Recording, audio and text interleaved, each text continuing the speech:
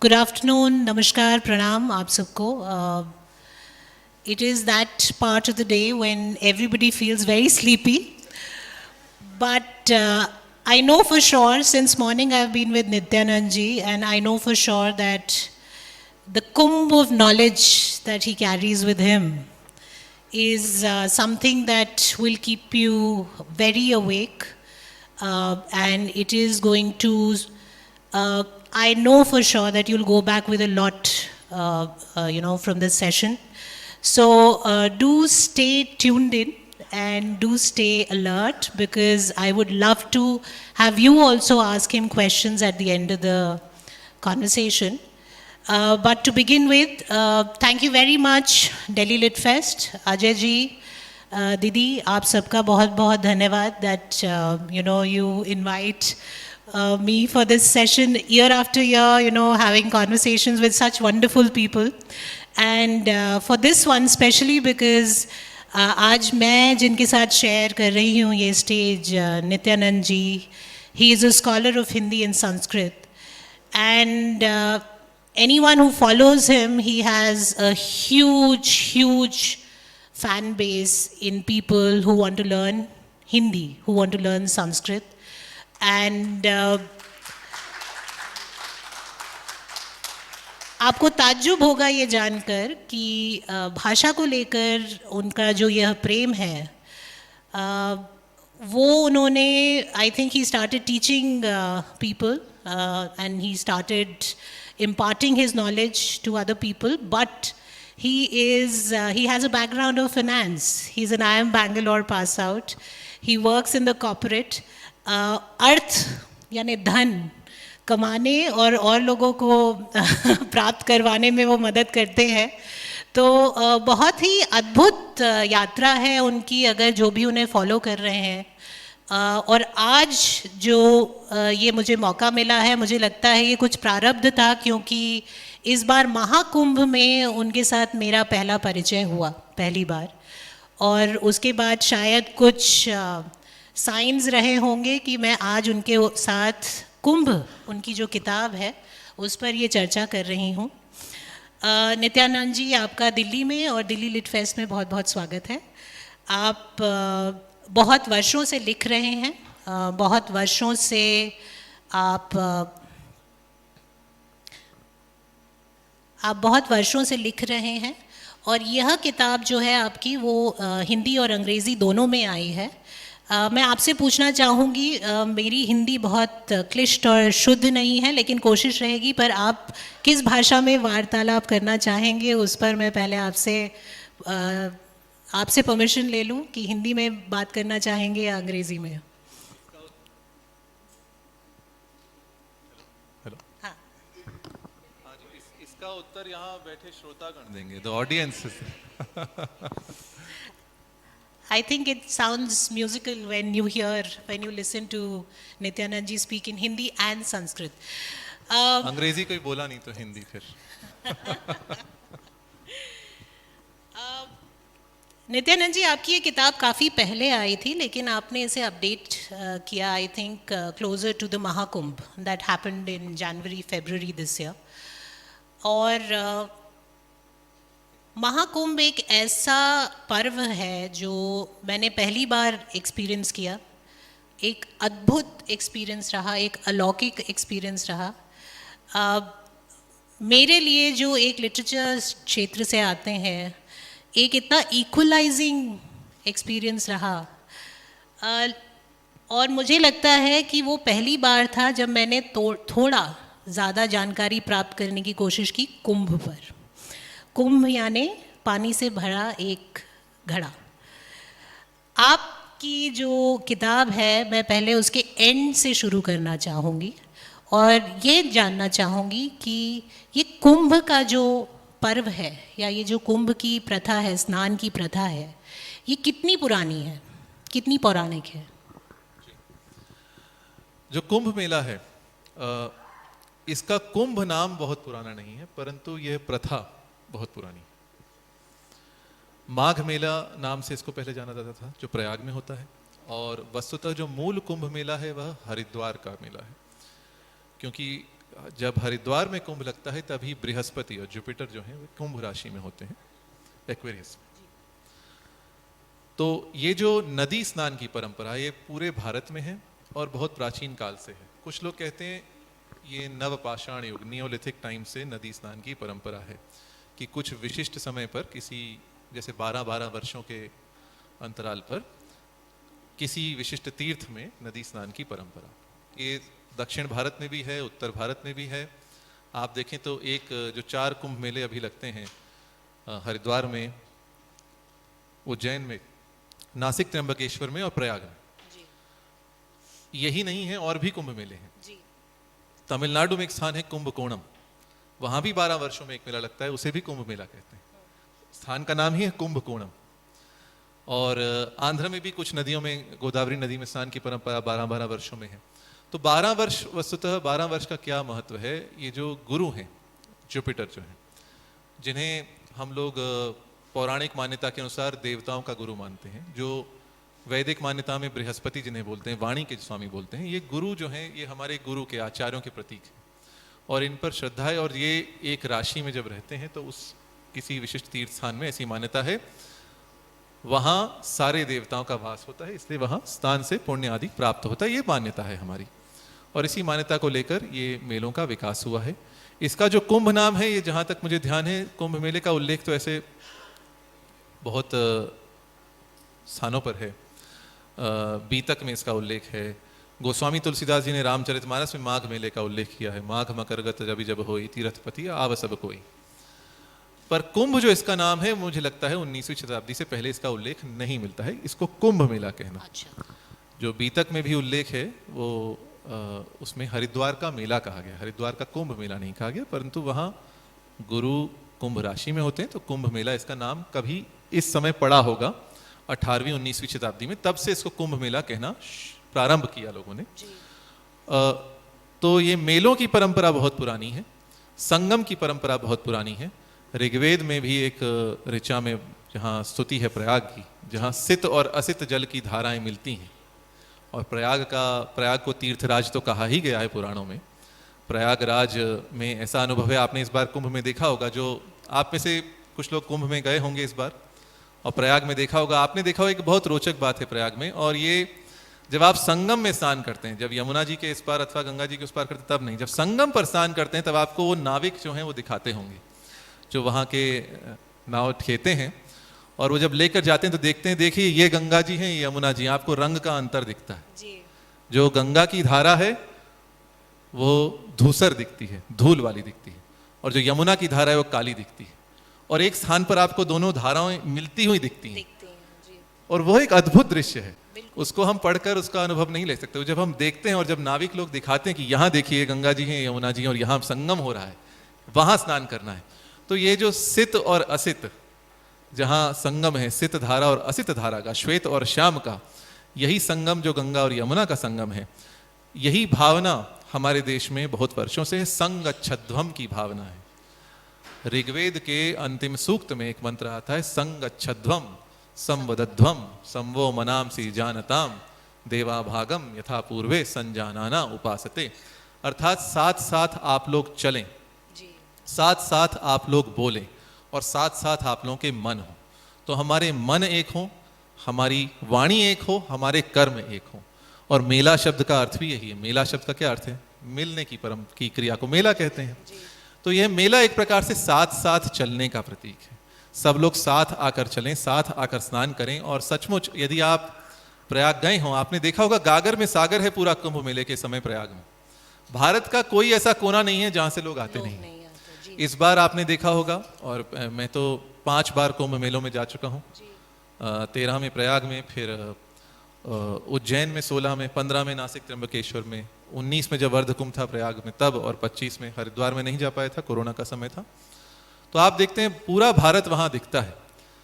इस बार अरेल घाट पर और अन्य स्थानों पर भी मैंने देखा जो वहाँ साइंस लगे हुए थे, जो चिन्ह लगे हुए थे, कितनी 8-10 भाषाओं में नाम लिखे हुए स्थान के। अरेल घाट संगम की ओर, ये 19 में भी था, वहाँ पे तेलुगु में, तमिल में, बांग्ला में, गुजराती में, हिंदी में, उर्दू में भी।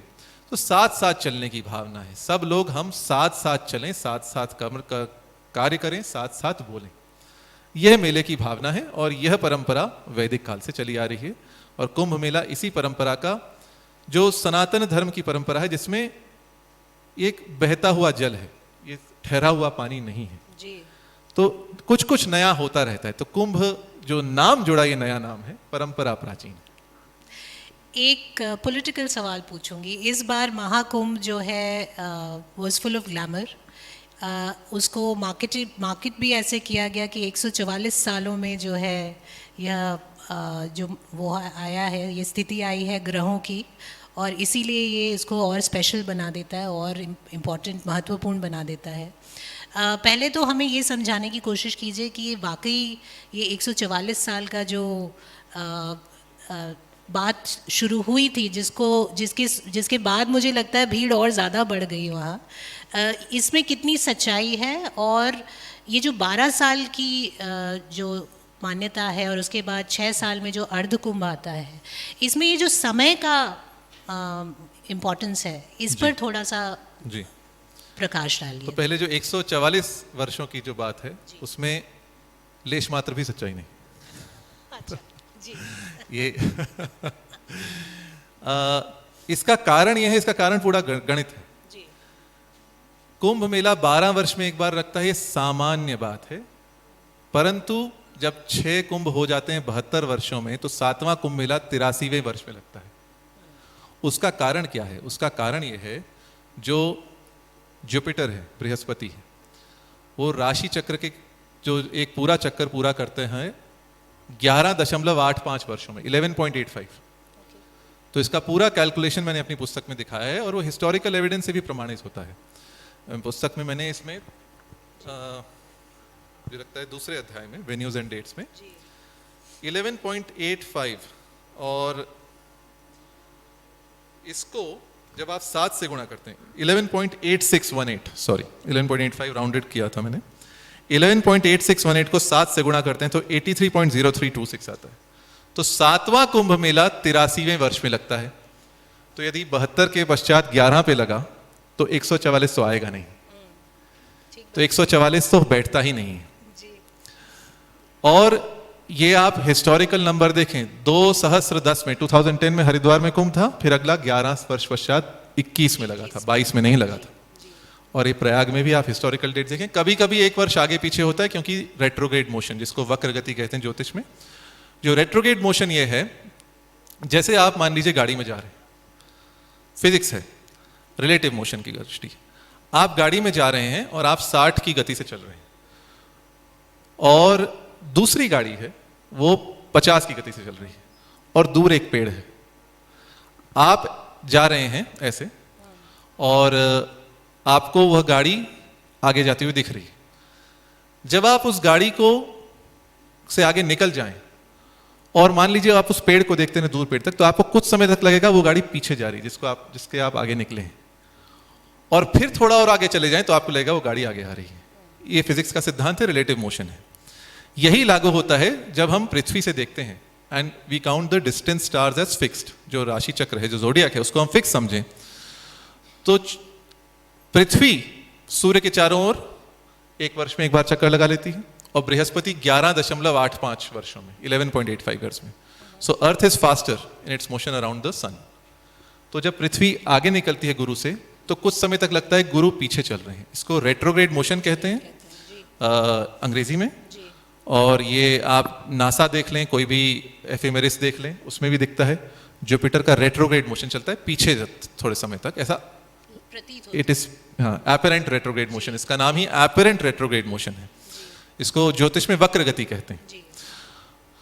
तो वक्र गति के कारण कभी कभी एक वर्ष आगे पीछे होता है, पर 12 वर्ष में एक बार सामान्य नियम है। और 72 वर्षों में 6 मेले हो जाएं, फिर जो 7वां मेला है वो 83वें वर्ष में होता है। तो 144 तो बैठता नहीं है। मुझे ध्यान है जब मैं 2013 में जब मैं प्रयाग गया था, तब भी वहां यही बात थी, 144 वर्षों में पहली बार लग रहा है। और अमृत योग है जो 360 वर्षों में लग रहा है। अब 360 12 से तो भाग आप दे सकते हैं, 12 गुना 3 360 है, पर वो 83 से तो भाग नहीं दिया जा सकता। तो 360 वाली भी बात, वो भी मार्केटिंग गिमिक थी, और 144 भी मार्केटिंग गिमिक है।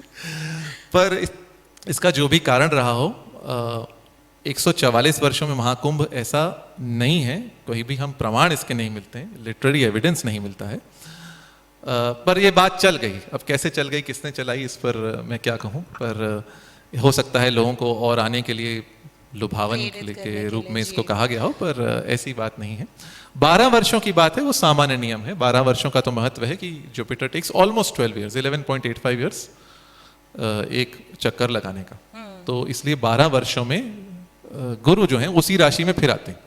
जैसे प्रयाग में जब कुंभ मेला लगता है तब गुरु वृषभ राशि में होते हैं और सूर्य मकर राशि में होते हैं। Jupiter is in Taurus and the sun is in Capricorn, मकर राशि।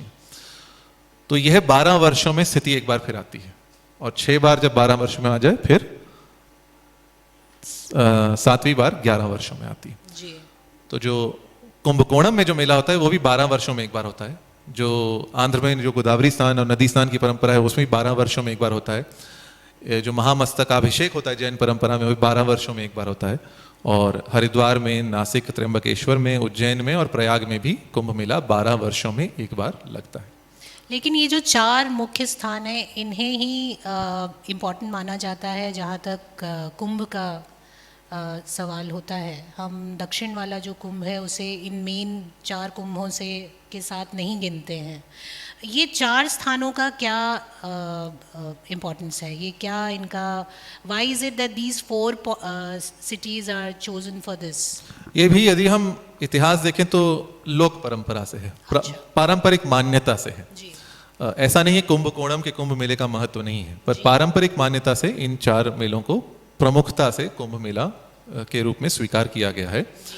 और जो मान्यता ऐसी है, जो अमृत मंथन जब हुआ था देवताओं और असुरों के बीच, जब संघर्ष हुआ था अमृत को लेकर, तो जयंत जो हैं, इंद्र के जो पुत्र हैं जयंत, वे अमृत को लेकर भाग गए थे असुरों से उनको बचाने के लिए, और फिर असुर उनके पीछे भागे थे और उस छीना झपटी में 4 स्थानों पर अमृत की बूंदें गिरी थीं, और इसलिए यह 12 दिनों तक संघर्ष चला था। तो देवताओं को एक दिन, मनुष्यों का 1 वर्ष होता है, तो 12 वर्षों में एक स्थान पर एक बार कुंभ आता है। जब जहाँ बूंदें पड़ी थी वह स्थान सभी देवताओं से युक्त होता है। ये मान्यता है, सब बिलीफ। और वस्तुतः ये जो प्राचीन नदी स्नान की संगम की परंपरा है उसी का नया रूप है, ऐसा मेरा कहना है। Is there also a scientific reason इसको, जो ये स्नान इतना महत्वपूर्ण माना जाता है, इसका एक स्पिरिचुअल रीजन तो आपने अभी समझाया, लेकिन क्या कोई साइंटिफिक रीजन भी है इस स्नान के महत्वपूर्ण होने का? I don't think so, because we tend to use these terms scientific very loosely these days. We want to justify everything by science. We feel we will be great only when we are justified by science, but that's not the case. Our tradition, our culture doesn't need the stamp of approval from science to be called great or to be considered great. Yes, there are some scientific achievements we had in ancient India, for example, mathematics, Aryabhat or Varamihir or Mahaviracharya. But this is purely belief and culture. And that's how I believe we should see it. Not try to justify it by science and then delve into the realm of pseudoscience. So my personal opinion is that instead of looking for a scientific reason, we should look at it as a cultural evolution over time. And a practice woven around faith and transforming into the biggest fair on earth, the biggest show on earth, the biggest peaceful gathering of humanity on earth. That in itself is a miracle. True.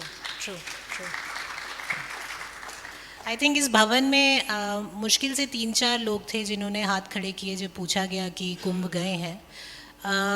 जब मैं कुंभ गई इस बार, और जैसा मैंने कहा कि मेरा एक पहला एक्सपीरियंस था कुंभ का, जो कुछ ऑब्जर्वेशंस जो स्टैंड आउट की मैं चाहती हूँ कि आप, क्योंकि काफ़ी कुंभ अटेंड कर चुके हैं, जा चुके हैं, मैं चाहती हूँ कि उन ऑब्जर्वेशंस पे थोड़ा सा हम विचार करें। पहला ऑब्जर्वेशन था अखाड़ों का। ये अखाड़ों की क्या परंपरा है? अखाड़ा अभी तक हमें ये समझ आता था जहाँ पे कुश्ती के अखाड़े, रेसलिंग होती है जी। तो ये अखाड़ों का क्या हिस्ट्री है और इनका क्या सिग्निफिकेंस है कुंभ के स्थान पर? जी, तो अखाड़ा शब्द कहाँ से आता है, इस पर यहाँ कुंभ पे 3-4 पुस्तकें पढ़ी हैं और कुछ लोगों ने अलग अलग इसकी व्युत्पत्ति बताई है, पर जो प्राकृत के हम सोर्स देखें तो अखाड़ा शब्द का मूल है, एक संस्कृत भाषा में शब्द है अक्षवाट। अक्ष कहते हैं पासे को, जो जुए के पासे होते हैं उनको अक्ष कहते हैं, और महाभारत में अक्ष शब्द का बहुत बार प्रयोग होता है। जो शकुनी ने जो इन पासों से युद्ध खेला था वो अक्षों से ही खेला था। और वाट कहते हैं किसी स्थान को, जिससे आपका वाटिका जो शब्द है, अशोक वाटिका, जहां भगवती सीता रुकी थी रामायण में, तो वाटिका शब्द वाट से ही आया। वाटिका अर्थात छोटा वाट, वाट अर्थात स्थान। इसीलिए जहां यज्ञ होता था उस स्थान को यज्ञवाट कहते थे। तो अक्षवाट पहले स्थान होता था जहां जुआ खेला जाता था पासों से। फिर अक्षवाट जो था उसका प्राकृत में अखाड़, अखाड़, अक्षवाट अखाड़, अखाड़, अक्षवाट से अखाड़ प्राकृत में, और उससे हिंदी में अखाड़ा। तो पहले जहां जुआ खेला जाता था वहीं से फिर और प्रतियोगिताएं प्रारंभ हुई, तो कुश्ती भी उसी प्रतियोगिता में आई, इसीलिए कुश्ती के भी अखाड़े होते हैं। और साधुओं के संगठन को अखाड़ा इसलिए कहते हैं, जब मध्यकाल में जब कुछ विदेशी आक्रमण हुए तो साधुओं ने शास्त्र के साथ साथ शस्त्र धरना भी प्रारंभ किया, तलवार रखना, भाला रखना, धनुष बाण रखना, और शस्त्राभ्यास चालू किया। और साधुओं में कुश्ती भी होती है। अनेक साधु हैं जो उत्तर प्रदेश केसरी और भारत केसरी रह चुके हैं अखाड़ों में। तो इनके संगठनों में शस्त्र का अभ्यास और कुश्ती आदि मल्ल युद्ध का अभ्यास होने लगा, इसलिए इनको अखाड़ा कहा जाने लगा। और ऐसे पारंपरिक मान्यता है, आदि शंकराचार्य ने इनकी स्थापना की थी, पर ऐतिहासिक प्रमाण इसके नहीं मिलते हैं। फिर भी जदुनाथ सरकार की पुस्तक है और अन्य लोगों की पुस्तकें हैं, उन्होंने अखाड़ों का इतिहास दिखाया है। साधुज इन एंशिएंट इंडिया करके एक पुस्तक है, जदुनाथ सरकार जो हिस्टोरियन है उन्होंने तो बहुत काम किया इस पर। तो उन्होंने दिखाया 1200, 1300, 1500, 1600 से अखाड़े हैं भारत में। जी, तो ये अखाड़ों के संगठन है। 13 अखाड़े हैं पारंपरिक, इसमें 7 शैव अखाड़े हैं, जिसमें हैं अटल, आवाहन, अग्नि, और आपका महानिर्वाणी है, और जूना अखाड़ा है। ऐसे 7 अखाड़े हैं। और वैष्णवों के 3 अखाड़े हैं, दिगंबर, निर्वाणी और निर्मोही। और 2 उदासीन अखाड़े हैं। उदासीन अखाड़ों में हिंदू और सिख संस्कृति का मिश्रण है। अच्छा। बड़ा उदासीन अखाड़ा और नया उदासीन अखाड़ा, और एक सिखों का अखाड़ा, निर्मल सिख अखाड़ा। तो 13 अखाड़े पारंपरिक रूप से हैं। इनका स्थान का क्रम रहता है, जैसे नासिक त्र्यंबकेश्वर में जो कुंभ होता है वहाँ वैष्णव अखाड़े रामघाट में नासिक पर स्नान करते हैं, और जो शैव अखाड़े हैं वो त्र्यंबकेश्वर पर स्नान करते हैं। एक किस्म के जो साधु हैं जो बहुत पॉपुलर होते हैं स्पेशली फोटोग्राफर्स के लिए इंटरनेशनली, वो है नागाज। और स्नान का जो समय निर्धारित होता है उसमें कहा जाता है कि पहला स्नान नागा साधुओं को किया जाता है। इसका क्या महत्व है?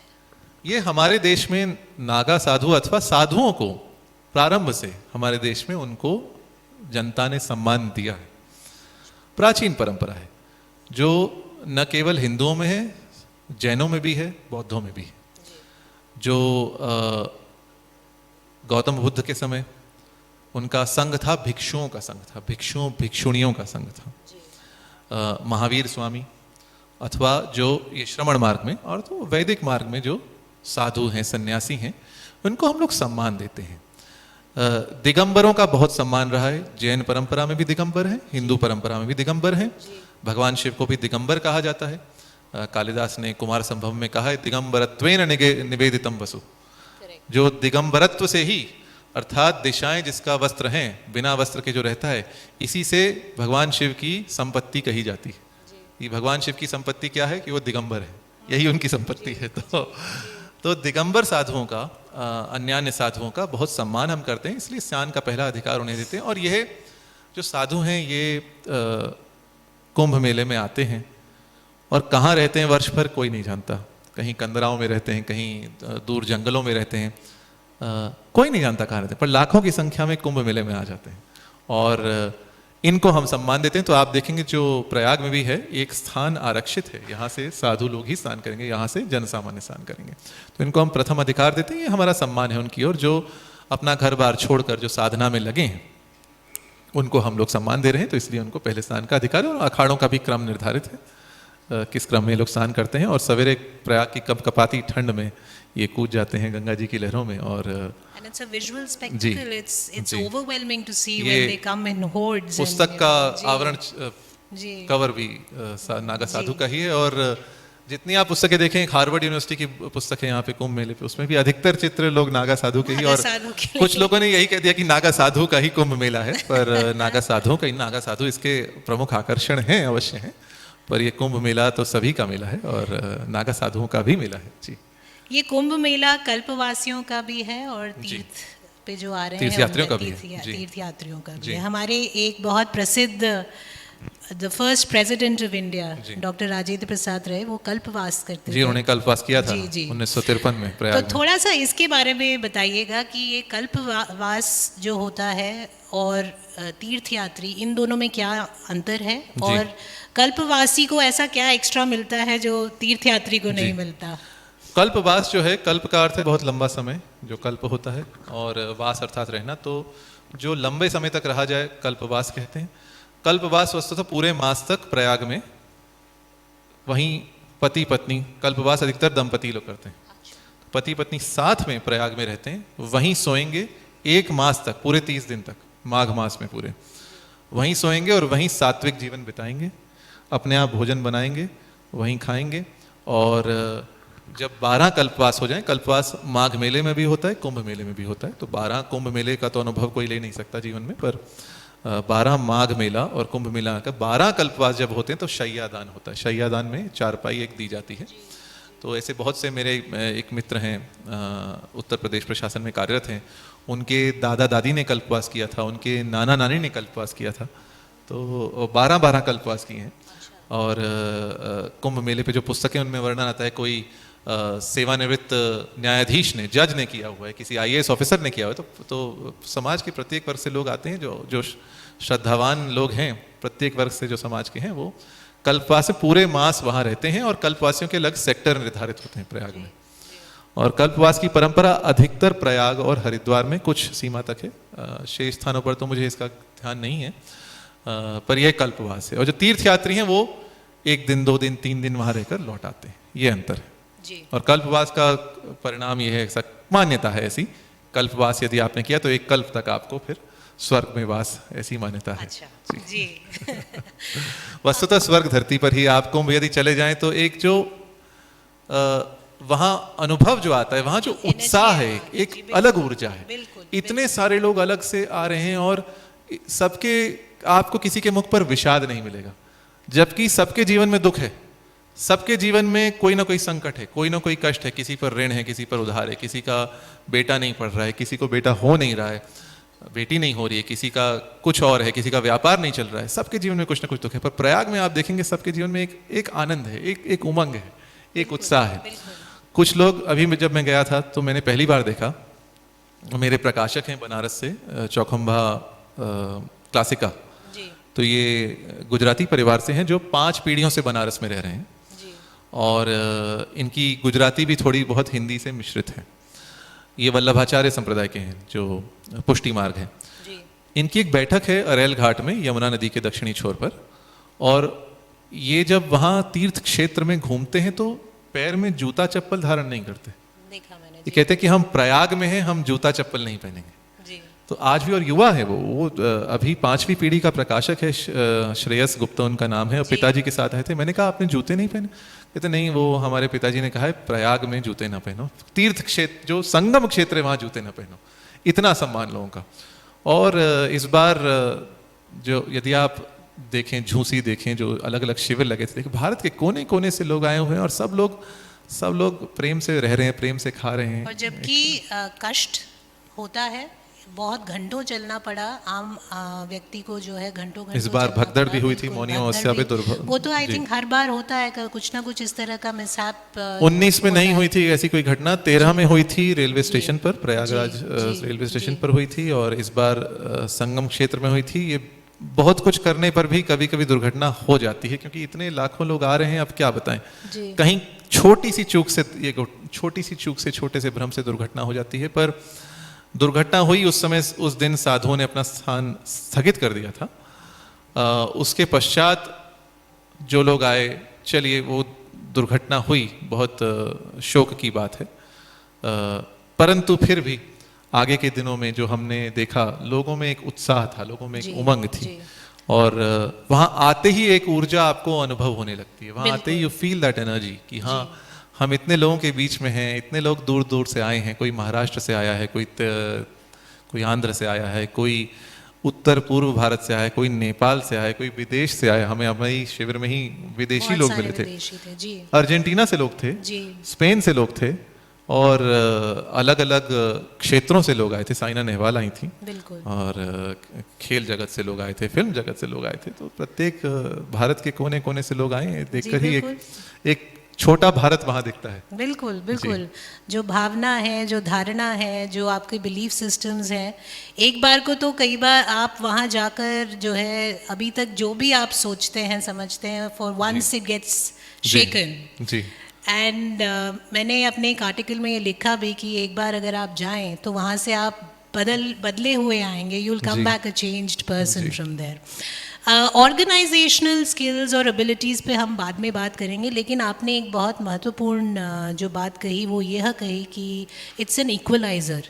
जी। वो एक ऐसा स्थान है जहाँ अलग अलग क्षेत्रों से लोग आते हैं, अलग अलग भाषा बोलने वाले लोग आते हैं, अलग देशों से लोग आते हैं, अलग अलग धर्म के लोग आते हैं, अलग अलग धर्म के लोग आते हैं, अलग अलग पंथ के। भूटान नरेश आए थे, और कहीं विदेशी राजदूत आए थे। बिल्कुल। और जहाँ तक मुझे ध्यान है, आरिफ मोहम्मद खान आए थे, उन्होंने भी स्नान किया। जी बिल्कुल, हमारे शिविर में थे वो। जी। रूबिका लियाकत आई थी, उन्होंने भी स्नान किया। जी। तो ये ऐसा पर्व है जहाँ प्रत्येक व्यक्ति का स्वागत है। जी। आप जहाँ भी हैं, जहाँ से भी हैं, आप आएँ, आप इसका अनुभव लें और आप जाएं।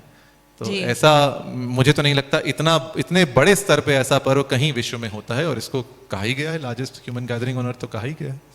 थोड़ा सा मैं एक कॉन्ट्रोवर्शियल सवाल यहाँ पूछूंगी, क्योंकि सनातन को उसके कास्टिस्ट अप्रोच के लिए भी काफ़ी क्रिटिसाइज़ किया जाता है। हमें कहा जाता है कि कास्टिज्म जो है is something that was introduced by us as Hindu धर्म, which is I don't agree with that term, but still but जब आप कुंभ जाते हैं, वहाँ आपको रियलाइज़ होता है कि जो भी आपके अंडरस्टैंडिंग थी कास्टिज्म को लेके, वो वहाँ अप्लाई नहीं होती। जी नहीं। तो उस पर थोड़ा सा आप प्रकाश डालिएगा कि ये जो पूरा बिलीफ सिस्टम है, या जो हमारी वर्ण व्यवस्था की बात जब हम करते हैं, या कास्टिज्म का रूप जिसे अंग्रेज़ों ने कॉलोनियल उसमें दे दिया, ऐसा क्या है कि वहाँ ये सब देखने को नहीं मिलता, और शायद प्राचीन काल से नहीं मिलता? ये प्राचीन काल से है। देखिए, गोस्वामी तुलसीदास जी का मैं एक पद उद्धृत करता हूँ विनय पत्रिका में, उनके गंगा की एक स्तुति है। तो वहाँ एक पंक्ति उनकी आती है, निज तटवासी विहंग जल थल चर पशु पतंग कीट जटिल तापस सब सरिस पालिका। तो गंगा जी को कहते हैं जो अपने तट पर रहने वाले पक्षी हैं, और जो जलचर प्राणी हैं, जो जल में रहने वाली मछलियां हैं, जो थलचर प्राणी हैं, और पशु हैं, पतंगे हैं, कीड़े हैं, और जो जटाधारी तापस हैं, उन सब की एक जैसी पालिका गंगा नदी है। तो सारे पशु पक्षी भी हैं और जटिल तापस भी हैं, गंगा सबका पालन करती हैं। तो यह जो एक विचार है कि जो हमारी नदियां हैं, हमारे तीर्थ क्षेत्र हैं, वो तीनों लोगों को पावन करते हैं। यहाँ कोई जाति नहीं है, यहाँ कोई भेदभाव नहीं है।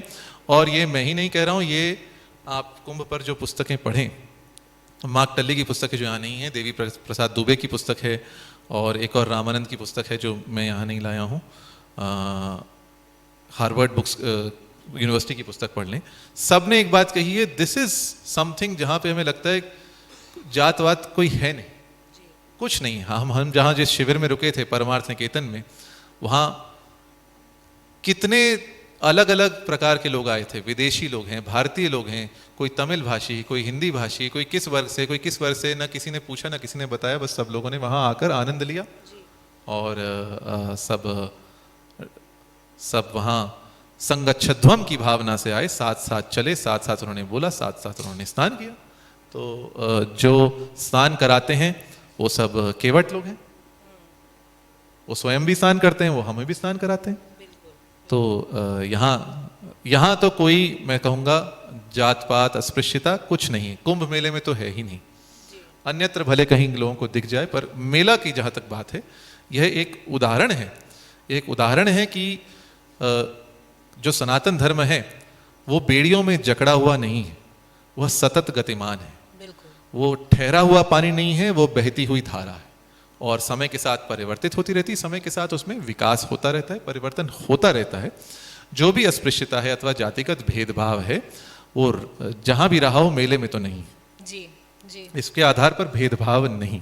जी जी, एक और जो आपने पोर्शन उस पर काफ़ी डेडिकेट किया है अपनी किताब में, काफ़ी मेजर पोर्शन है, वो है organisation of such a big event. जी, it is unthinkable because the kind of size of that event in itself is unthinkable to be manageable anywhere in the world. जी, पूरे विश्व में ऐसा कोई ना इवेंट होता है इस साइज का। और भारत, जिसे मतलब यूजुअली एक जो इम्प्रेशन होता है कि अगर भारत में इस तरह की भीड़ इकट्ठी हो तो गंदगी होगी और हर तरह का जो हम सोच सकते हैं। और अभी भी इस बार भी काफ़ी सारे दृश्य आए न्यूज़ में जहाँ एक किसी पोर्शन में फ़ोटो लेकर जो है सर्कुलेट हुई, वायरल हुई कि देखिए कितना गंदा पानी है, कितनी गंदगी है, लोग इसमें नहा रहे हैं। लेकिन जो मेरा पर्सनल एक्सपीरियंस रहा और मैं उस पर आगे आपसे भी सुनना चाहूँगी, वो ये था कि आई थिंक जितने लाखों लोग एक दिन में, करोड़ों लोग एक दिन में वहाँ उपस्थित थे, उसको अगर हम देखें तो वहाँ की जो पूरी जो भी ऑर्गेनाइजेशन था, जो भी उसको मैनेज करने का तरीका था, इट वाज बियॉन्ड बिलीफ। मतलब कंटिन्यूअसली लोग लगे हुए थे सफाई करने में। मैं ये ज़रूर कहना चाहूँगी कि हम लोगों की भी गलती है कि हम लोग वहीं पे स्नान करके अपने वस्त्र वहीं छोड़ जाते हैं, गंदगी फैलाते हैं। लेकिन प्रशासन की तरफ से एक पूरी कोशिश थी कि साफ़ सुथरी बीच रहे, जो लोग जहाँ हैं उनको खाने के लिए व्यवस्था हो। जो भी शिविर लगे हुए थे उन लोगों ने खाने रहने सबकी व्यवस्था में पूरी मदद की, जिसे हम प्राइवेट पब्लिक पार्टनरशिप की बात करते हैं, तो वो सामने देखने को मिला वहाँ। लेकिन हाँ, ऐसा भी नहीं था, कुछ ऐसे कॉर्नर्स थे जहाँ पे गंदा पानी इकट्ठा हुआ था और वहाँ पे कुछ कहीं कहीं पे स्लिप था। तो ये जो ऑर्गेनाइजेशन का जो पूरा तरीका है और जो हमारी एक गवर्नमेंट के द्वारा की गई जो इस तरह की इवेंट की ऑर्गेनाइजेशन है, उस पर क्योंकि आप कई सारे कुंभ अटेंड कर चुके हैं, आप क्या देखते हैं कि is it to do with, जैसे यहाँ इस बार ये कहा गया कि क्योंकि योगी जी खुद एक संप्रदाय से हैं और वो उनका बिलीफ सिस्टम बहुत स्ट्रॉन्ग है, तो शायद वो बहुत पर्सनली उसमें इन्वॉल्व थे। लेकिन आपका क्या मानना है कि क्योंकि कई वर्षों से आप अर्ध कुंभ और कुंभ अटेंड कर रहे हैं? जी, अर्ध कुंभ और कुंभ, जो मैंने प्रयाग में ही 2 पूर्ण कुंभ, 1 अर्ध कुंभ मेलों में भाग लिया है और मुझे 13 में भी यही दिखा था जो 19 में और जो 23 में दिखा था। By and large the mela is clean. कहीं कहीं एक्सेप्शन हो जाएगा, कहीं कहीं अपवाद हो जाएगा, पर आप यदि देखें तो इतने लोग जो आ रहे हैं, करोड़ों लोग एक दिन में आ रहे हैं, लाखों लोग पूरे मास रह रहे हैं और इतने स्वच्छाग्रही वहाँ चलते फिरते लोग जो कचरा उठा रहे हैं, कर रहे हैं। एक तो मैं कहूँगा जो दुर्भाग्य की बात है, भारत में एक ये हम लोगों की संवेदनशीलता इतनी नहीं है, सिविक सेंस इतना नहीं है। हम जहाँ तहाँ कचरा फेंक देते हैं और भले वो पढ़े लिखे लोग हों वो भी फेंकते हैं, दिल्ली हो अथवा मुंबई हो। और फिर हम उठाते नहीं, हमें लगता है कि चलो कोई उठाएगा, हम क्यों उठाएं। जी, और नगर निगम वाले भी सकता है यही सोचते हैं कि कोई उठाएगा, हम क्यों उठाएं। पर यदि आप प्रयाग देखें तो इतनी भीड़ होने पर जो स्वच्छता वहाँ थी वह तो प्रशंसनीय है। और ये मैंने ही नहीं, कई लेखकों ने भी इसको पुस्तकों पे जो पुस्तकें लिखी हैं कहा है कि the organisation is beyond belief. कैसे इस बार लगभग 30 सेक्टर और इतने 30 पुल बन गए थे, जो पीपे पुल होते हैं, पॉन्टून ब्रिज होते हैं, और इतने सेक्टरों में फैला हुआ था मेला क्षेत्र। कुछ 20-25 तो प्रशासन के विभाग साथ में काम करते हैं। इतने विभाग किसी परियोजना पे काम नहीं करते, क्योंकि वहाँ जल विभाग भी है जो जल की आपूर्ति कर रहा है, वहाँ बिजली विभाग भी है जो बिजली दे रहा है, वहाँ जो आपका पब्लिक डिस्ट्रीब्यूशन सिस्टम है वो उपलब्ध करा रहा है, वहाँ न्यायाधीश है, वहाँ पुलिस है, वहाँ प्रोविजनल आर्म कॉन्स्टेबुलरी है, वहाँ आपके अर्धसैनिक बल हैं, वहाँ डिज़ास्टर रिलीफ है, जो सेंट्रल पैरामिलिट्री फोर्स है उनके लोग हैं, और वहाँ और सब कंपनियाँ हैं। इतने लोग इतनी प्रकार से जो आकर काम कर रहे हैं, और जो इंफ्रास्ट्रक्चर का काम होता है, जो नए मार्ग बनाए जाते हैं, नई सड़कें बनाई जाती हैं, एयरपोर्ट बनाए जाते हैं, ये सब भी बहुत व्यापक स्तर पे होता है। और इसके लिए काम को करने के लिए केवल जो प्रयाग में कुंभ होता है, वहाँ एक विशेष बात ये है, यदि आपने देखा हो और आपने मेला क्षेत्र का यदि आप घूमे हों तो आपने देखा होगा बहुत ऊंचे ऊंचे टावर हैं जी, है ना जी। तो ऊंचे ऊंचे टावर क्यों हैं? क्योंकि वहाँ इतने ऊंचाई तक पानी रहता है जब सावन के दिन होते हैं। तो जो 80% भूमि का भाग है जहाँ मेला होता है वो पानी के अंदर पानी के नीचे रहता है मानसून में। और जब अक्टूबर नवंबर में जब पानी घट जाता है तभी से समय रहता है 3 मास में सारी नगरी खड़ी करने का। और 3 मास में सब सड़कें, जो 4 खानेदार प्लेट, चेकर्ड प्लेट्स की सड़कें होती हैं, वो बिछाना, बिजली, पानी, और सबको भूमि आवंटित करना, सबको बुलाना, सबका प्रवेश करवाना, इतने लोगों के रुकने की व्यवस्था, रहने की व्यवस्था। एक बात आश्चर्यचकित करने वाली है, कुंभ में यदि आप पहुंच जाएं तो आपको भोजन मिल ही जाएगा। सारे जितने शिविर हैं सबके भंडारे खुले रहते हैं। ये हमने अपनी आंखों से देखा था परमार्थ निकेतन शिविर में। वहां कंबल वितरण भी चल रहा था और वहां भोजन भी निःशुल्क था। जो आके खाए, किसी ने आई कार्ड देखा नहीं, किसी ने कुछ नहीं देखा, कोई नहीं पूछ रहा आप किस आश्रम से, कहाँ से हैं, आपका क्या धर्म है, आपका क्या मत है, आप किस गुरु में मानते हैं, कुछ नहीं। यहाँ भंडारा चल रहा है, आप आए आप पाएं।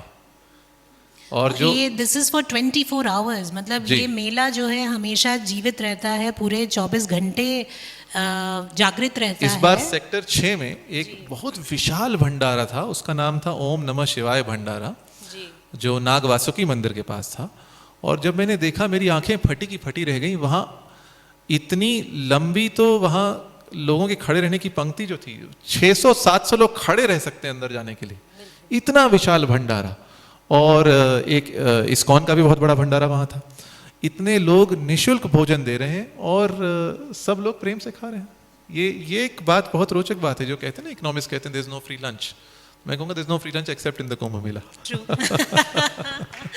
And not just that, they take care of the fact कि थोड़ी सी हल्की सर्दी थी तो लोग वहाँ काढ़ा सुबह सुबह वितरण कर रहे थे। सेवा में काढ़ा दिया जाता था सुबह, और एक अद्भुत एक्सपीरियंस था।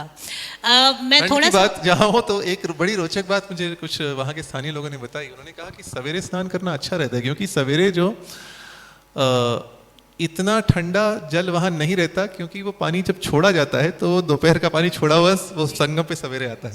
तो पर वो जब कपकपी लगती है वो कुछ देर समय के लिए लगती है, फिर आप एक बार जब चले गए तो फिर तो बिल्कुल। इसीलिए लोग सुबह सुबह 4 बजे भी मतलब स्नान करने पहुंच जा रहे थे उस उधर। और आपको तपती धूप में स्नान करना हो तो ये जो उज्जैन का जो सिंहस्थ कुंभ है वहाँ करना चाहिए। वो तो तपतपाती धूप में, तो बहुत बहुत सूरज आग बरसा रहा है तब वहाँ कुंभ लगता है। और ऐसी आग बरसाती धूप में वहाँ जो साधु हैं वो अग्नि तपस्या करते हैं। वो जो चारों ओर अग्नि जला के और सिर पर अग्नि जला के वो रहते हैं। तो आप विश्वास नहीं करेंगे कि ऐसी धूप में लोग, सिर पे आग जल रही है, चारों ओर आग जल रही है, और घंटों तक ऐसे बैठे हुए हैं। नित्यानंद जी, ऐसा क्या है हमारे अंदर, ऐसी क्या, मतलब ये विश्वास कहाँ से आ रहा है? कहीं से तो है। ये देखिए, एक मतलब अगर मैं सही बताऊं तो असंभव कार्य भी संभव हो जाता है यदि हमारे पास श्रद्धा हो और अपने पे विश्वास हो कि मैं ये कर सकता हूँ, यह और होकर रहेगा। तो जो अभ्यास है उसकी बहुत महिमा है, क्योंकि संसार में सबसे असंभव कार्य क्या है? मेरी दृष्टि में सबसे असंभव कार्य नहीं तपती धूप में सिर पे अग्नि रखकर चारों ओर अग्नि जलाकर बैठना, उससे भी असंभव कार्य अपने मन को नियंत्रित करना, बिल्कुल उससे भी दुष्कर कार्य है जी। तो जो अर्जुन ने भगवत गीता में भगवान श्री कृष्ण से कहा कि ये जो मन है ये प्रमाथी है, मत देता है, और इसका जो निग्रह है ये मैं वायु के समान है, बहती हुई वायु के समान है, इसका निग्रह बहुत दुष्कर है। तो भगवान कृष्ण ने क्या कहा? असंशयम महाबाहो मनो दुर्निग्रहम चलम अभ्यासेन तु कौन्तेय वैराग्येण च गृह्यते। हे महाबाहो, ये इसमें तनिक भी संशय नहीं है, ये जो मन है ये दुर्निग्रह है, इसको वश में करना बहुत कठिन है और ये चंचल है। परंतु हे कौन्तेय, कुंती पुत्र, अभ्यास से और वैराग्य से तुम इसका नियंत्रण कर सकते हो। तो अभ्यास से क्या सिद्ध नहीं हो सकता, अभ्यास से क्या सिद्ध नहीं होता, इसकी बहुत महिमा है। एक कहानी हम सब लोगों ने बचपन में सुनी थी। वरदराज नामक का एक विद्यार्थी था और उसको विद्या नहीं आ रही थी, तो बहुत प्रयास करता था, फिर भी विद्या नहीं आती थी। तो उसने सोचा कि मैं गुरुकुल छोड़ देता हूँ। फिर वो गुरुकुल जब छोड़ कर गया तो वह एक कुएं के पास आया और कुएं में उसने देखा जो कुएं की शिला है उस पर जो रस्सी है उसके चिन्ह लगे हुए थे। तो उसको प्रेरणा मिली, करत करत अभ्यास ते जड़मति होत सुजान, रसरी आवत जातते सिल पर परत निशान। अभ्यास कर करके जड़मति भी, जो मूर्ख बुद्धि है, वह भी सुज्ञान हो जाता है, अच्छे ज्ञान का हो जाता है। जिस प्रकार रस्सी रेशे की बनी है और उसके आने जाने से पत्थर पर भी चिन्ह बन जाते हैं, तो अभ्यास से क्या सिद्ध नहीं होता। तो साधु भी जो है वो साधता ही है। साधनोति धर्ममिति साधु, वो अभ्यास से ही साधता है। तो अभ्यास से सब कुछ संभव है और यही अभ्यास साधु लोग वर्षों तक करते हैं। और कुछ लोग आजकल आधुनिक अनुसंधान करने वाले लोग कहते हैं यदि आप जीवन में 10,000 आवर्स दे दें, 10 सहस्त्र घंटे दे दें किसी भी क्षेत्र में, तो आप उसमें कुछ ना कुछ अच्छा करेंगे ही करेंगे। तो यही बात है, जो चेस खेल रहा है वो भी घंटों घंटों अभ्यास कर रहा है, जो क्रिकेट खेल रहा है वो भी घंटों घंटों अभ्यास कर रहा है। हम देखते सफलता तो देखते हैं सचिन तेंदुलकर की, हम देखते हैं वैभव सूर्यवंशी ने शतक जड़ दिया, हम तालियां तो पीटते हैं, पर हम जो उनकी तपस्या है, कितने, जब सचिन के हाथ में बल्ला थमाया गया था तब वो 3 वर्ष के थे, कितने घंटे उन्होंने, कितने घंटे परिश्रम किया, एक ही शॉट को कितनी बार मारा होगा, तब जाकर उन्होंने अंतर्राष्ट्रीय स्तर पर ऐसा खेला होगा। तो अभ्यास की तो महिमा है। अभ्यास से जब मन नियंत्रण में आ जाता है तो क्या नहीं हो सकता। जी जी। तीर्थ का हमेशा ये माना जाता रहा है कि एक उम्र के बाद लोग तीर्थ करने निकलते हैं, लेकिन वो भी एक आई थिंक जो है ब्रेक करता है कुंभ, कि वो स्टीरियोटाइप जो है कि नहीं, तीर्थ में सिर्फ एक स्पेसिफिक एज के बाद ही नहीं लोग जाते हैं। आपने अपनी किताब के माध्यम से ये भी बताया, मतलब by way of sharing the percentages, that youth जी काफ़ी बड़ी मात्रा में बड़ी संख्या में आते हैं और ये इस पर रिसर्च हो चुकी है और ये प्रत्यक्ष दिखता है। जी। हम और आप जहाँ रुके थे परमार्थ निकेतन के शिविर में, वहाँ अधिकतर लोग युवा थे, अधिकतर लोग युवा थे, विदेशी हों चाहे भारतीय हों, उत्तर भारत से हों दक्षिण भारत से हों, युवा ही अधिक थे। युवा लोग आते हैं, उनमें कुछ मेले के प्रति उत्साह भी अधिक होता है। और आजकल तो ये मार्केटिंग इंस्टाग्राम जो हाँ हाँ हाँ कल ही मेरे एक मित्र हैं, उनके साथ यहीं पे चर्चा थी, तो उन्होंने इनफैक्ट एक जो पोएट्री लिखी वो इसी बात पे लिखी कि the biggest Instagram show in the world. आप इसको, बल्कि क्योंकि ये बात उठी है तो मैं ये समझना चाहती हूँ कि जहाँ एक स्पिरिचुअल एंगल होता है, आप उसमें इस तरह की जो मार्केटिंग गिमिक्स हैं उसको कैसे देखते हैं? देखिए, it's the biggest show on earth, so the biggest show on earth will naturally be the biggest show on Instagram. तो इसमें क्या है, क्योंकि आजकल जब सब कुछ इंस्टाग्राम में आ रहा है तो biggest show on earth will be the biggest show on Instagram also. जो मार्केटिंग की बात है, जहाँ तक वो एक बात, देखिए इसका दोनों पक्ष हैं। एक तो है कि चलिए हम लोगों को कह रहे हैं कि आइए आप इसमें भाग लीजिए, भीड़ बढ़ रही है, पर दूसरी ओर इसका अर्थव्यवस्था पर भी तो बहुत सकारात्मक प्रभाव है। जो स्थानीय अर्थव्यवस्था है, जो इस पर एक अध्याय है, जो कॉमर्स ऑफ द कुंभ मेला, जितना इससे राजस्व मिलता है, जितना लोगों की जीविका में वर्धन होता है, जो नाविक हैं वो लोग हैं, जो होटल व्यापारी हैं उन लोगों के लिए, जो यात्रा करवाते हैं उन लोगों के लिए, सभी प्रकार के लोगों के लिए, तो एक अर्थव्यवस्था को भी तो एक बूस्ट मिलता है, एक वहाँ भी तो बढ़त होती है। तो इसमें कोई स्पेशल कवरेज थी कि एक नाविक जो है पता नहीं कितने करोड़ राशि, 100 करोड़ से ऊपर शायद उन्होंने इस बार, तो जिस भी माध्यम से प्रचार प्रसार हो अच्छा ही है, इंस्टाग्राम पर हो चाहे यूट्यूब पर हो। इंस्टाग्राम पर अब हम भी तो आजकल जो भी हम अपनी बात कह रहे हैं, हम इंस्टाग्राम पर ही हम देख रहे हैं अधिक लोग हैं, और युवा लोग विशेषतः आजकल इंस्टाग्राम पर अधिक हैं, क्योंकि हम लोगों का जो है ध्यान के समय बहुत घट गया है, बस 3 मिनट तक ध्यान सीमित रह गया है। तो हम लंबी लंबी चर्चाएं करें और बहुत गहन विषय पर करें तो लोग सुनते नहीं, पर 3 मिनट में यदि कुछ सार गर्भित बात कहें तो बहुत लोग देखते हैं। तो ये तो आज की समय की वास्तविकता है। लोग, युवा लोग विशेषतः इंस्टाग्राम पर अधिक हैं, तो ये तो है। मैं 3 मिनट का सार आपसे अपने आखिरी प्रश्न में पूछूंगी, लेकिन उससे पहले मैं खोलना चाहूँगी ये मंच, अगर आप में से कोई प्रश्न पूछना चाहते हैं नित्यानंद जी से। जी, एक माइक दीजिएगा वहाँ प्लीज़।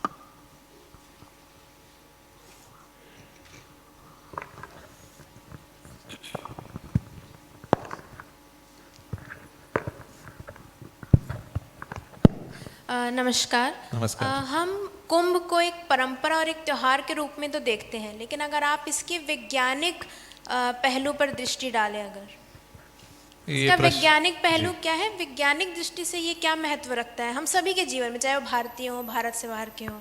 जी, ये प्रश्न आपने पूछा था, मुझे लगता है, तो ये मेरा निजी मत है, मैं बता रहा हूँ। इसे विज्ञान से जोड़कर देखना नहीं चाहिए, इसकी आवश्यकता भी नहीं है। कुछ लोगों की मान्यता है इसके पीछे कोई वैज्ञानिक कारण है, जो गुरु की स्थिति है, बृहस्पति की स्थिति है, उससे कुछ शरीर में अथवा कुछ ब्रह्मांडीय शक्तियों में कुछ परिवर्तन होता है, पर ये मान्यता की बात है। कोई ठोस प्रमाण इसके पीछे मुझे नहीं मिला है, जबकि मैं सनातनी हूँ, जबकि मैं संस्कृत में आस्था रखता हूँ, वैदिक ग्रंथों में, पौराणिक ग्रंथों को पढ़ता लिखता हूँ, पर विज्ञान से जोड़ने की इसको कोई आवश्यकता नहीं है, क्योंकि ये अपने आप में महान पर्व है, महाकुंभ पर्व है, महापर्व है। तो मेरी दृष्टि में तो वैज्ञानिक महत्व इसका है नहीं, और इसको ढूंढने की आवश्यकता भी नहीं है, ये मेरा मत है।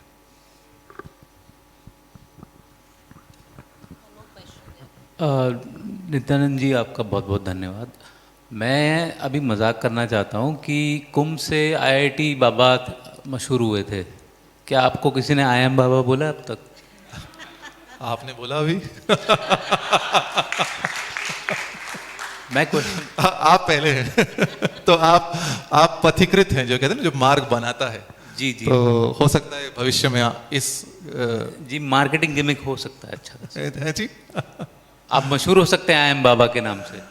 हो सकता है, देखिए, लोग कहना चाहें तो कह ले, पर विनोद की बात है। We have another question there right at the back. बहुत आभार आपका। मैं पिछले कुछ दिनों से आपके काफ़ी वीडियोस देख रही थी, और ये सौभाग्य की बात है कि आज आपसे मिलना भी हो गया रूबरू। तो जो भी आपने बताया, एक बहुत सुंदर बात जो मुझे लगी वो ये थी कि वहाँ पे जितने भी लोग थे कुंभ मेला में, वो एक हर्ष, एक उल्लास, एक मतलब दुख विषाद वाला भाव था ही नहीं। लेकिन ऐसा क्यों होता है कि हम जब वापस अपने नियत स्थान पे आ जाते हैं तो हम उस माहौल, उस भाव के बाहर आ जाते हैं, वापस वो विषाद या उसमें वापस डूबते हैं। देखिए, मुझे लगता है जब हम ये बात, यदि मैं एक बहुत छोटे स्तर पे करूं, तो जब हम लोग जब मित्रों के बीच में होते हैं, अपनों के बीच में होते हैं, परिवार वालों के बीच में होते हैं, और कुछ सामूहिक गतिविधि में रहते हैं, मान लीजिए कुछ खेल रहे हैं, कोई चर्चा कर रहे हैं, कुछ देख रहे हैं, तो हम सब भूल जाते हैं ना। पर जब हम अकेले होते हैं तब हमें हमारे मन की चिंताएं उभर के आती हैं। तो मुझे लगता है एक जो साथ चलने की बात है, जो हम लोगों के बीच रहते हैं, लोगों को हंसता हुआ देखते हैं तो हम भी हंसते हैं। तो मुझे लगता है ये इसका कारण हो सकता है कि जब हम लौट कर घर आएँ तो फिर वही चिंता सताए। पर जब हम बाहर तीर्थ स्थान में रहते हैं, प्रयाग कुंभ हो, कहीं और हो, तो एक उत्साह रहता है, एक उत्साह होता है। जैसे एक बात है, जब मैं छोटा सा उदाहरण दे रहा हूँ, जब मुंबई में तो परंपरा है, मुझे पता नहीं यहाँ दिल्ली में है नहीं है, जो भी सिनेमा हॉल हैं वहाँ जब भी कोई फिल्म चालू होती है उसके पहले राष्ट्रगान बजता है और सब लोग खड़े होते हैं। सब लोग खड़े होते हैं और शांत रह के पूरे भाव से, और लोग गाते हैं, लोग गाते हैं साथ में, वहाँ स्क्रीन पे तो बजता ही, लोग गाते हैं। उस समय सब भूल जाते हैं हम सब दत्तचित रह के, सावधान रह के खड़े होते हैं। जो फ्रेंच फ्राइज लेकर आ रहा है, केचप लेकर आ रहा है, वो भी वहीं खड़ा रह गया। पर जब राष्ट्रगान समाप्त हुआ तो फिर चलने लगे। तो एक है कि हाँ, हम लोग सब इस भारत देश के नागरिक हैं, कि एक भावना जो हमें जोड़ रही है। तो वहाँ कुंभ में एक भावना हमें जोड़ रही है, और उस भावना से जो हमारा जब मन के विषाद हैं, दुख हैं, वो सब अभिभूत हो जाते हैं। तो ये तो One last question from you. हाँ, one last question.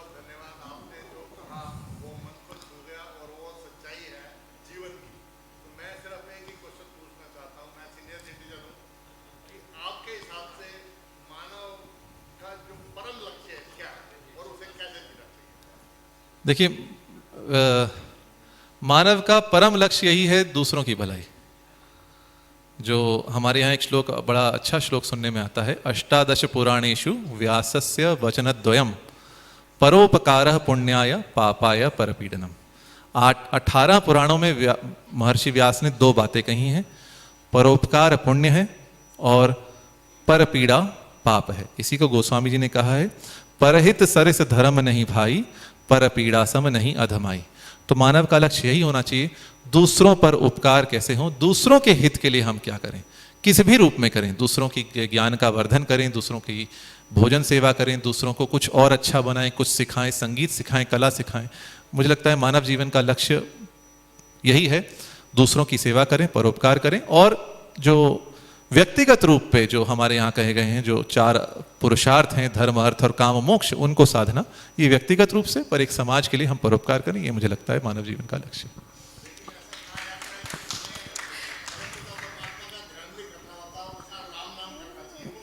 वो धर्म अर्थ काम मोक्ष में, पुरुषार्थ में, वो व्यक्तिगत रूप से। जी नित्यानंद जी, मुझे लगता है आपके साथ जितनी भी बातचीत की जाए वो हमेशा समय कम पड़ता है। जैसा मैंने कहा, आप अपने आप में एक कुंभ है ज्ञान का, और आपसे कई चीज़ें सीखने को मिलती हैं। आज सुबह से मैं आपके साथ हूँ और मुझे लगता है कि बहुत सारी चीज़ों पे विचार करने के लिए आपने you given me a lot of fodder for things to think about, both in personal spiritual space, in even in your professional space. But आपका बहुत बहुत धन्यवाद आज समय देने के लिए। और जाने से पहले मैं बस आपसे एक प्रार्थना ये करना चाहूँगी कि वो जो 3 मिनट वाली जो रील आप बनाते हैं उसको ध्यान में रखते हुए 3 मिनट में आप क्या बताना चाहेंगी कि कुंभ हमारे हिंदू मूवमेंट के लिए क्या कर रहा है? मुझे लगता है कुंभ जो है यह समरसता का पर्व है, यह सहभागिता का पर्व है।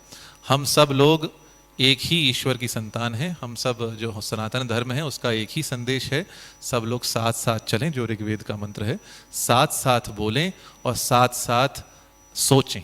तो हमारे मन एक हों, हमारी वाणी एक हो, हमारे कर्म एक हों, और इसी एकता से जन कल्याण हो सकता है, इसी एकता से मानव कल्याण संभव है। जो हमारी आंतरिक कलह है, जो हमारे आंतरिक भेद हैं, उन सब को एक बड़े उद्देश्य के लिए हम भुलाकर साथ आएं।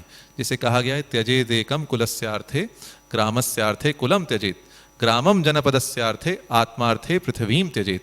अर्थात यदि कुल के हित की बात हो तो एक को छोड़ दें, यदि ग्राम के हित की बात हो, गांव के हित की बात हो तो कुल को छोड़ दें, यदि जनपद के हित की बात हो तो हम अपने ग्राम को छोड़ दें, और यदि सर्वहित की बात हो तो सारी पृथ्वी को छोड़ दें। तो उसी सर्वहित को आत्मार्थ अर्थात परमार्थ के लिए हम काम करें।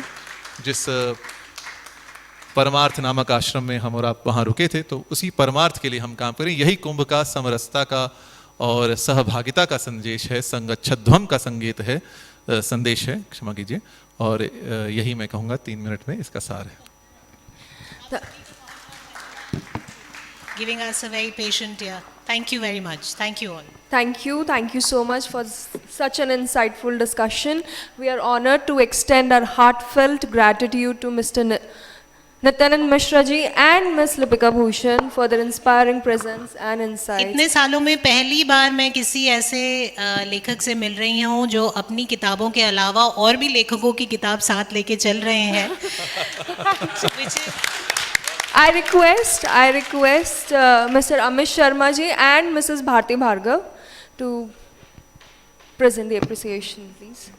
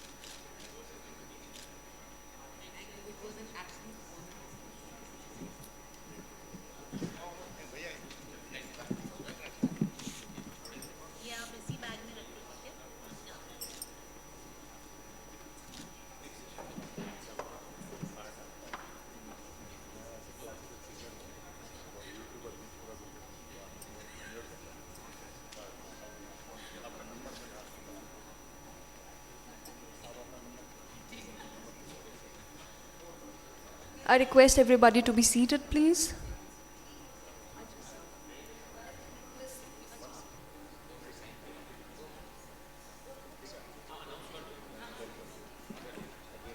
authors are available to sign their books. You are requested. You're requested to buy the books from Om Books, our book partner.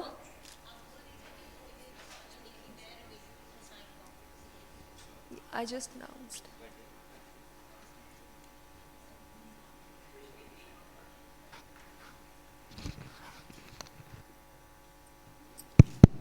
So guys, I've taken this book on Mahakumbh for my mother, and all of you should also buy this book. The author is here. Take advantage of him. He's come all the way from Mumbai, and these books are amazing bestsellers. Don't miss this opportunity. Thank you so much.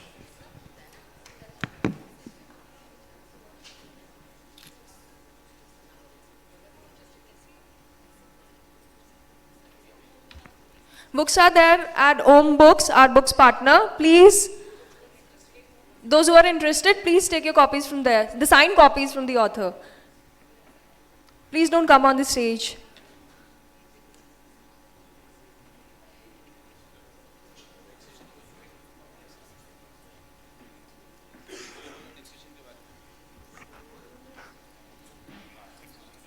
I request everybody to be seated.